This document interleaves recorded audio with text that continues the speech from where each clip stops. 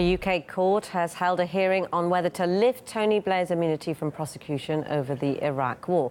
RT's Laura Smith reports. The background to this is that last year a private criminal prosecution was brought against Tony Blair, and it was blocked by judges because it was ruled that Blair would have immunity against criminal prosecution, so there was no point proceeding with it. This case, though, could see that immunity overturned. It could see him face charges, and in fact the charge that they want to level is one of aggression. So the second aim of this case is to establish whether aggression is in fact a crime under English law. This attempt at private prosecution is based on the findings of last year's Chilcot inquiry. The report was published last year, and it concluded that the war at the time wasn't a last resort, which of course it should be, that the consequences of the invasion were severely underestimated, and that post-conflict planning in Iraq was wholly inadequate. Despite all this, though, Tony Blair has been in public life off and on ever since then. In fact, earlier this year, he announced that he would be making a comeback to politics because of Brexit. Now, when he said that, he faced the now familiar cries of war criminal, but he remains utterly unfazed by those. Listen to this.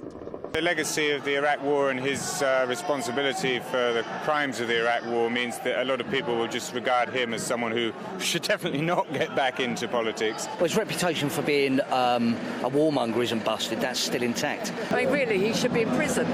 He's a war criminal. The reaction to the war has kind of destroyed your political life. Not for me, it's not. I mean, you know, people say that. Most concerned with this immunity being lifted are, of course, the relatives of those who died in the Iraq War. And in fact, the families of soldiers who were killed crowdfunded £150,000 last year. And they've used that money to have this Chilcot report forensically examined to see whether there is grounds for prosecuting Tony Blair. The hearing is over for now. There's another week being allowed for submissions to be made. If it's not dismissed, it will then go up to the Supreme Court, who will decide whether this crime of aggression is indeed a crime under English law. But the families of those involved may yet get their day in court with Tony Blair. Let's now discuss the issue with former British Ambassador Oliver Miles. Oliver, thanks for coming onto the programme here. I suppose let's look at the responsibility issue, shall we? Yeah. It does appear that people who are responsible for the invasion of Iraq, those who made the decisions, they appear to be untouchable, don't they? Or do you think that's a statement gone too far? Well, I'm not a lawyer. I don't expect that this legal proceeding will get anywhere. I can't be sure. My guess is that it won't lead to a result. I think Tony Blair was a war criminal. I've said that in public before, but I'm not convinced that taking him to court is the right way to deal with an issue like this. We live in a parliamentary democracy. I'd like to see it dealt with politically. It has been going on and on and on, and there have been no decisions, and this decision is still being reviewed. So what is the delay? Why is it dragging on? Well, I suppose the lawyers are trying to make a case for a new type of action. There's a lot of money in it for them. I don't begrudge the lawyers their money, but I don't think they're going to produce a result. I think the end result will be that we'll have to say, if Tony Blair was to be dealt with as he should be dealt with, it would have to be by Parliament.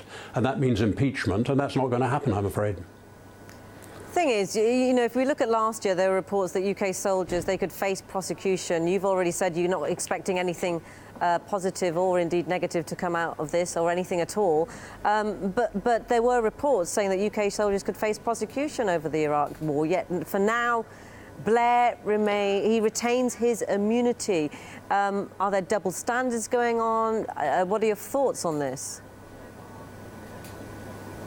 Well, I think that's what the court is trying to decide, isn't it? I don't know whether he enjoys immunity or not. That's why the court is having to deal with this question. But I tell you, as a non-lawyer, my expectation is very low. I don't think there will be a result. OK, well, Oliver Miles, former British ambassador, thank you very much for your time to come onto the programme. Thanks.